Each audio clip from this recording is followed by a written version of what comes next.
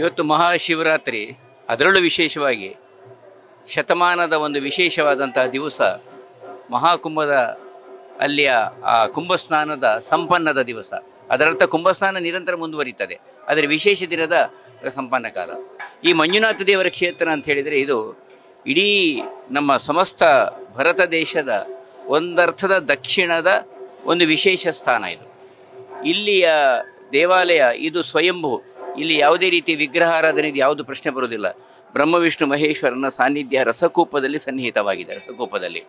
ರಸಕೂಪ ಸನ್ನಿಹಿತವಾದಾಗ ಇಲ್ಲಿಯ ಎದುರುಗಡೆ ನೋಡಿ ನಮಗೆ ಇದು ರಂದಿಯಲ್ಲ, ಇಲ್ಲಿ ಗರುಡಧ್ವಜ ಇರುವಂಥದ್ದು, ತದನಂತರ ಗರುಡ ಏರುವಂಥದ್ದು, ಎದುರುಗಡೆಯಲ್ಲಿ 18 ಅಂಕಣಗೊಳ್ಳುವಂಥ ಮಹಾ ದೀಪಸ್ತಂಭ.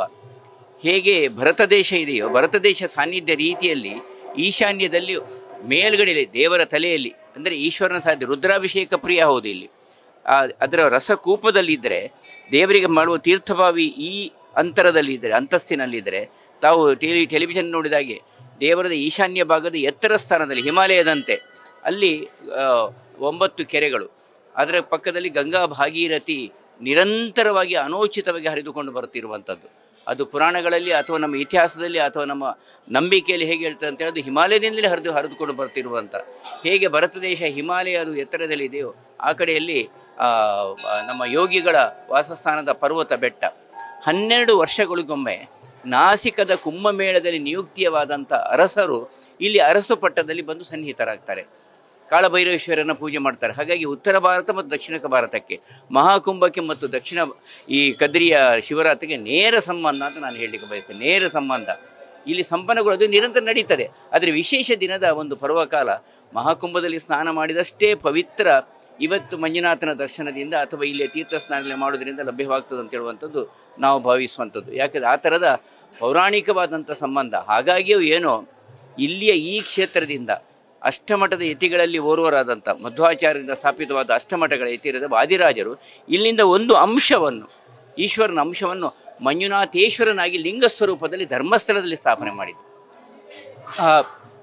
ಪೂಜ್ಯ ಹೆಗಡೆಯವರ ಒಂದು ಆಡಳಿತದಲ್ಲಿ ಅದು ಇವತ್ತು ಜಗತ್ತಿಗೆ ಬೆಳಕು. ಹಾಗಾದರೆ ಇಲ್ಲಿಯ ಬೆಳಕು ಅದೆಷ್ಟಿರ್ಬೋದು?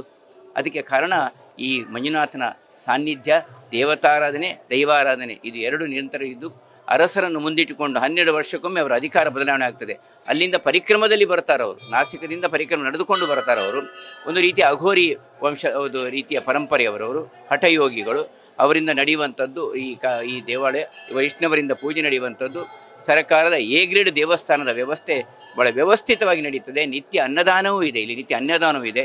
ಇವತ್ತು ಶಿವರಾತ್ರಿಯ ದಿವಸ ಪ್ರತಿ ಜಾಮಕ್ಕೊಂದು ಬಾರಿ ಜಾಮ ಪೂಜೆ, ರುದ್ರಾಭಿಷೇಕ, ಏಕಾದಶ ರುದ್ರ, ಅದರ ಜೊತೆಗೆ ಜಾಮ ಪೂಜೆಯೊಂದಿಗೆ ರಾತ್ರಿ ರಥೋತ್ಸವ, ತದನಂತರ ರಾತ್ರಿ ಇಡೀ ಜಾಮ ಪೂಜೆಯಾಗಿ ಬೆಳಿಗ್ಗೆ ಸುಮಾರು 4-5 ಗಂಟೆ ಹೊತ್ತಿಗೆ ಅದು ಕಾರ್ಯಕ್ರಮ, ಶಿವರಾತ್ರಿಯ ಕಾರ್ಯಕ್ರಮ ಸಂಪನ್ನಗೊಳ್ಳಲಿಕ್ಕಿದೆ.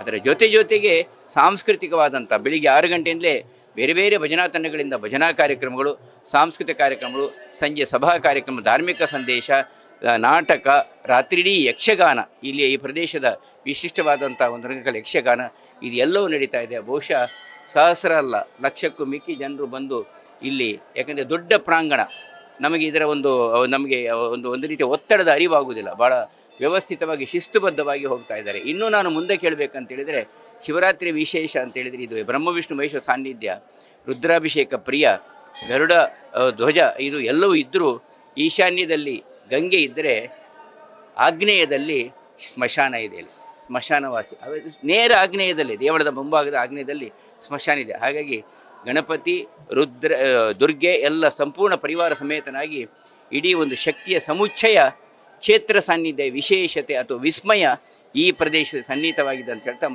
ಶಿವರಾತ್ರಿ ಶುಭಾಶಯವನ್ನು ಹೇಳ್ತಾ, ಕುಂಭದ ಪರ್ವ ಅಲ್ಲಿಗೆ ಹೋಗ್ಲಿಕ್ಕೆ ಆಗ್ತದೋ ಇಲ್ಲೋ ಗೊತ್ತಿಲ್ಲ, ಇಲ್ಲಿಯಾದರೂ ಅದರ ಪಾವಿತ್ರ್ಯತೆ ಪಡೆಯೋಣ. ನಾನು ವೈಯಕ್ತಿಕವಾಗಿ ಹೋಗಿ ಬಹುಶಃ ಅಲ್ಲಿಯ ವಿಶೇಷತೆ ಅಂತೇಳಿದರೆ, ಇಡೀ ಪ್ರಪಂಚದ ಸನಾತನ ಸಂಸ್ಕೃತಿಯ ಒಂದು ಪ್ರತೀಕ ಏಕಕಾಲದಲ್ಲಿ ನಾವು ನೋಡಬೇಕಂತೇಳಿದರೆ ಅದು ಮಹಾಕುಂಭದ ದರ್ಶನ ಆಗಬೇಕು. ಸಮುದ್ರವನ್ನು ನಾವು ಕವಿಗಳಾಗಿ ವರ್ಣನೆ ಮಾಡೋದ್ರ ಬದಲು ಸಮುದ್ರ ತೀರಕ್ಕೆ ಹೋದರೆ ಮಾತ್ರ ಸಮುದ್ರವನ್ನು ನಾವು ಆಸ್ವಾದಿಸ್ಬೋದು. ಹಾಗೆ ಜನಸಮುದ್ರವನ್ನು ನೋಡಬೇಕಾದ್ರೆ ಮಹಾಕುಂಭಕ್ಕೆ ಹೋದರೆ ಮಾತ್ರ ಆ ಸಂಭ್ರಮ ಅದು ನಮಗೆ ಪ್ರಾಪ್ತವಾಗ್ತದೆ ಅಂತ ಹೇಳ್ತಾ ಶಿವರಾತ್ರಿ ಶುಭಾಶಯಗಳೊಂದಿಗೆ ಮಾತನ್ನು ಸಂಪನ್ನಗೊಳಿಸ್ತೇನೆ. ನ್ಯೂಸ್ ಫಸ್ಟ್, ನಿರ್ಭೀತಿಯಿಂದ ನಿಮ್ಮ ಪರವಾಗಿ.